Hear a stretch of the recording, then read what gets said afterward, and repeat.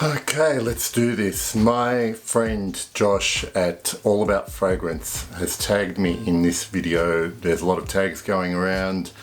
The theme of this tag is 10 designer fragrances for life. If you could only choose 10 and you can only have 10 designer fragrances, what would they be? So I needed to give myself a definition to work around about designer fragrances. It is very easy to go with the definition that any brand that produces something other than fragrances can be classified as a designer. But the problem with that is that some brands, for instance, like Comme des Garçons, is kind of not as accessible as a lot of other designers, say Dior, Yves Saint Laurent, Chanel.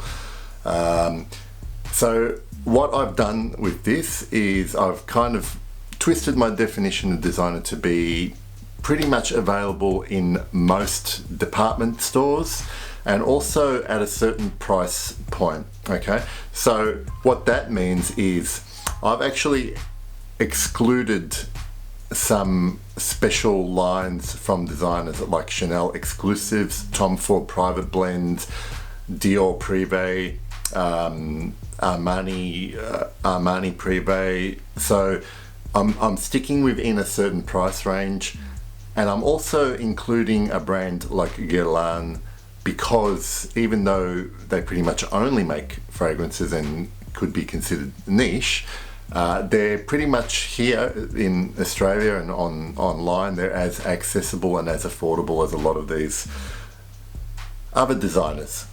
So that's my criteria. It's not wrong or right, it's just what I've decided to go for with this video. Okay, so let's get right into it. I am only right up to the second I pressed record on this camera, was still deciding what would be in my top 10.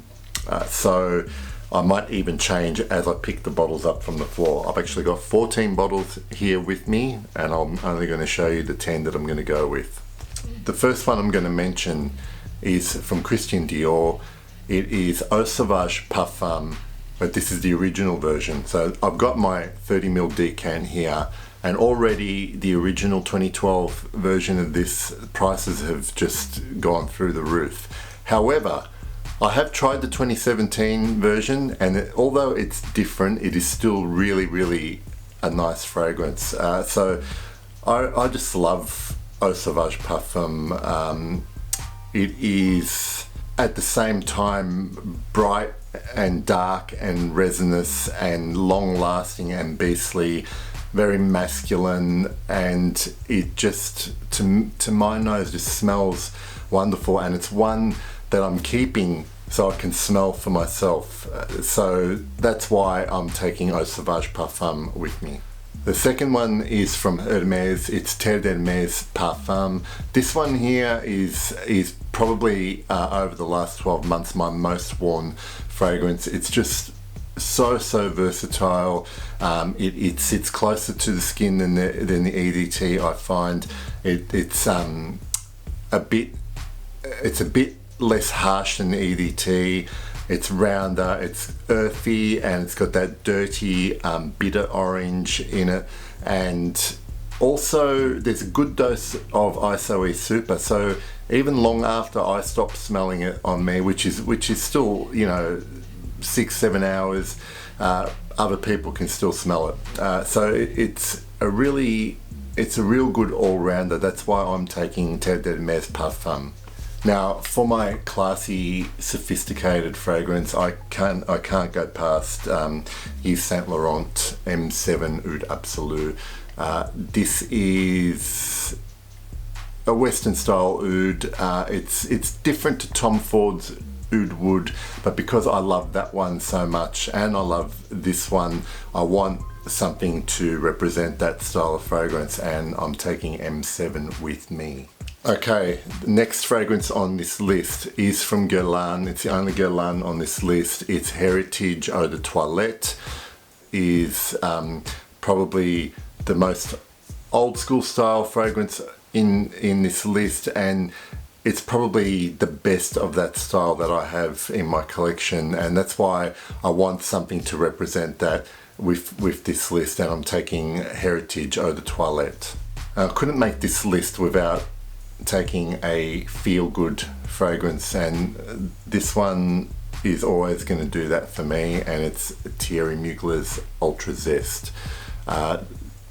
Gorgeous creamy orange, nearly all year round fragrance, so the versatility is there, the performance is there, and it just smells damn good. Now this one has shot up my designer charts with a bullet, and I've got to say, this gets compared to Spice Bomb. I used to have Spice Bomb, I've gotten rid of Spice Bomb, and to me this smells very different and much better. There is more leather and booze in Bvlgari's Man in Black.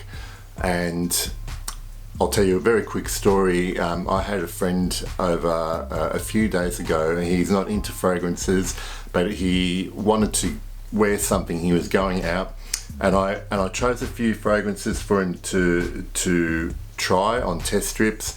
Some of them were very expensive niche stuff, and he ended up picking this, and his wife really liked this as well.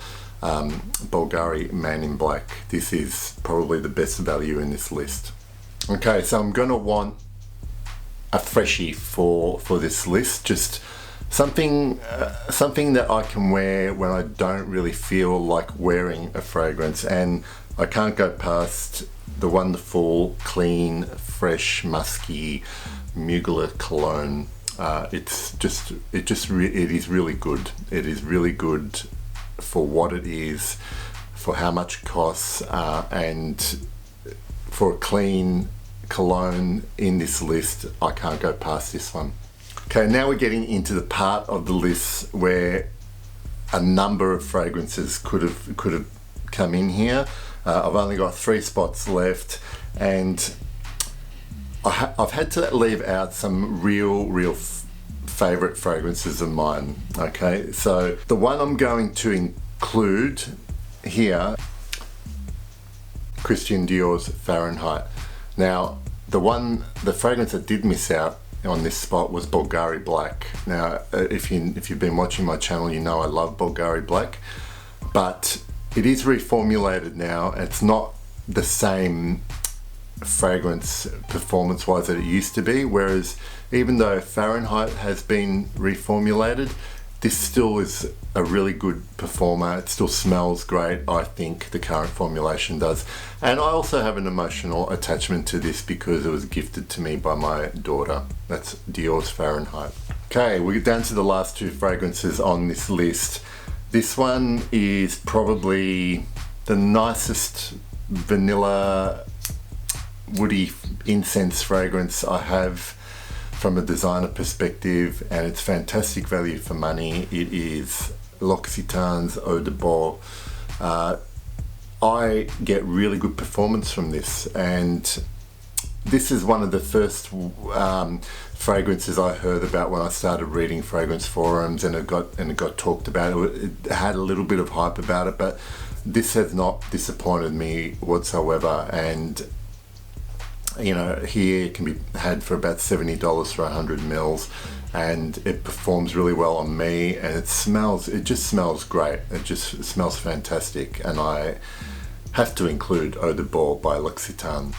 So number 10 on this list, I wanted to include a vetiver fragrance, a vetiver based fragrance, and it came down to a couple, and the one that missed out was actually Tom Ford's Grey Vetiver, and the one that took its place, even though I love Grey Vetiver, is Encre Noire à l'extrême.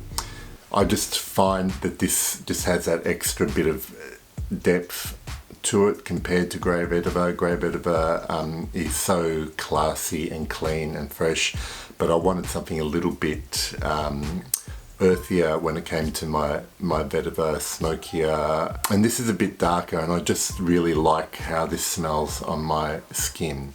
Okay, so they were my 10 fragrances, and that was really difficult to do. 10 designer fragrances. They can all be still found pretty easily. Again, Sauvage Parfum, the 2012 version, is going to be harder to find and also becoming more expensive, but the 2017 is definitely worth checking out.